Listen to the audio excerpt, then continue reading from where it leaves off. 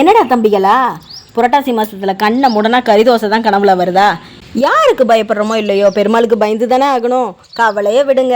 வாங்க தம்பிகளா, வெஜ் கறி தோசை எப்படி செய்யறதுன்னு சொல்லித்தரேன். அல்டிமேட்டாக இருக்கும்பா, செஞ்சு பாருங்க. வானல் வச்சாச்சுங்க. ஆயில் ஊற்றிக்கலாம். 2 ஸ்பூன் ஆயில் ஊற்றிக்கலாங்க. 1/4 ஸ்பூன் கடுகு சேர்த்திக்கலாம். ஒரு பெரிய வெங்காயம் அரிஞ்சு வச்சுருக்கோங்க, அதையும் சேர்த்திக்கலாம்.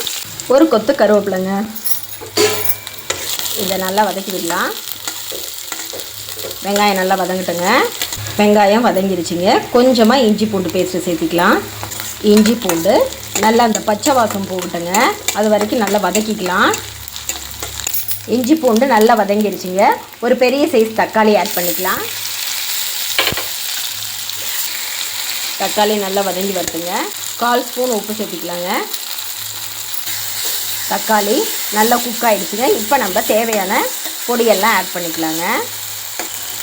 1/4 ஸ்பூன் மஞ்சள் பொடி, மிளகாய்த்தூள் 1 ஸ்பூன் சேர்த்திக்கலாம். நல்லா தூக்கலாக உங்களுக்கு ஏற்ற மாதிரி சேர்த்திக்கலாம்ப்பா. கறி மசால் 1 ஸ்பூன் போட்டுக்கலாம். தம்பிங்களா, உங்களுக்கு காரம் இன்னும் அதிகமாக வேணும்னா நீங்கள் இன்னும் காரம் கொஞ்சம் சேர்த்தி போட்டுக்கலாம்ப்பா. இப்போ நல்லா தூள் பச்சை வாசம் போகிற அளவுக்கு வதக்கி விட்டுக்கலாங்க. இப்போ தூள் ஓரளவுக்கு நல்லா வதங்கிடுச்சுங்க. ஒரு கைப்பிடி வாழைப்பூ, மஞ்சத்தூள் உப்பு போட்டு நான் நல்லா வேக வச்சு எடுத்து வச்சுருக்கேங்க, அதையும் சேர்த்திக்கலாம். நம்ம வெஜ் கறி தோசைக்கு இந்த வாழைப்பூ தாங்க மெயின் இன்க்ரீடியனே. இப்போ நல்லா வதக்கி விடலாங்க. லைட்டாக தண்ணி தெளித்து விடலாங்க. வாழைப்பூவும் தக்காளியும் நல்லா மிங்கிள் ஆகிற மாதிரி இப்படி நல்லா கொட்டி விடுங்க. சிக்கன் கறி தோசை, மட்டன் கறி தோசையை விட டேஸ்ட் அல்டிமேட்டாக இருக்கும். புரட்டாசி வந்தாலும் பரவாயில்லன்னு இனிமேல் நீங்கள் கவலையே பட மாட்டீங்க. டக்குன்னு இந்த கறி தோசையை செஞ்சு சாப்பிட்ருவீங்க. எதுக்குமே பயப்படாத நம்ம பயப்பிள்ளைங்க இந்த புரட்டாசி மாதம் வந்தால் மட்டும் அப்படி பயப்படுறாங்கங்க. ஏன்னா நான்வெஜ்ஜை தொட்டு கூட பார்க்கக்கூடாது இல்லைங்களா? அதனால் ஜல்லிக்கட்டில் காலையே அடக்கிறவங்க. ஆனால் புரட்டாசியில் நான்வெஜ் மட்டும் இல்லாமல் இருக்கவே மாட்டாங்கங்க. பாவங்க, அவங்களுக்காகவே இந்த கறி தோசை ரெடி பண்ணுங்க.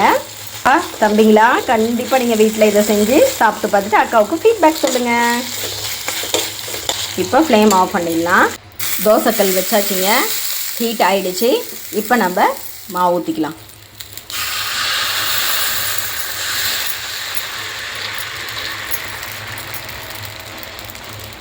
நம்ம கொஞ்சம் மாவு அதிகமாக ஊற்றிக்கலாம். அப்போ தான் வந்து தோசை மொத்தமாக போட்டு நம்ம கறி தோசைக்கு ரெடி பண்ண முடியும். தோசை கொஞ்சம் வேகட்டுங்க. அதுக்கு மேலே நம்ம வாழைப்பூ கிரேவியை போட்டுடலாம். பாருங்கள், பபுள்ஸ் வந்துருச்சு தோசைக்கு. இப்போ இந்த ஸ்டேஜில் நம்ம ரெடி பண்ணி வச்சுருக்க வாழைப்பூ மேலே சேர்த்திக்கலாங்க. கறி தோசையெல்லாம் தூக்கி சாப்பிட்ருங்க. ட்ரை பண்ணி பாருங்கள்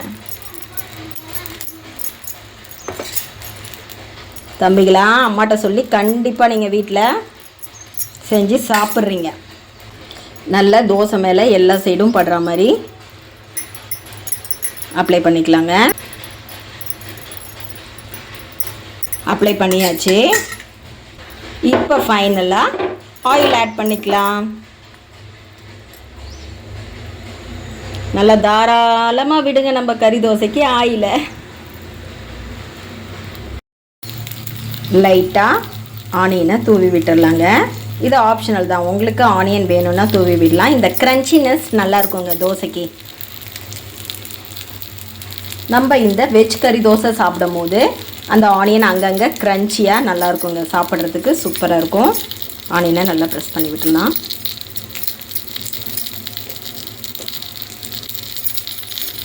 செஞ்சு பார்த்தீங்க, அக்காவுக்கு பாராட்டு மலை தாங்க போங்க. இப்போ தோசை நல்லா வெந்துருச்சுங்க. நம்ம திருப்பி விட்டுடலாம். அலைக்காக நம்ம கறி தோசை அப்படி திருப்பி போட்டோம்னா வேலை முடிஞ்சிச்சு. வெஜ் கறி தோசை ரெடிங்க. வாங்க இப்போ டேஸ்ட் பண்ணி பார்த்துடலாம். பாருங்கள் எவ்வளோ சாஃப்டாக மெதுன்னு இருக்குது. கிரேவிலாம் நல்லா அது கூட கோட்டிங் ஆகி செம்மையாக இருக்குங்க. பாருங்கள், டேஸ்ட் பண்ணி சொல்கிறேன். அட்டகாசமாக இருக்குடா. கண்டிப்பாக அம்மாட்ட சொல்லி செஞ்சு சாப்பிட்டு பாருங்கடா.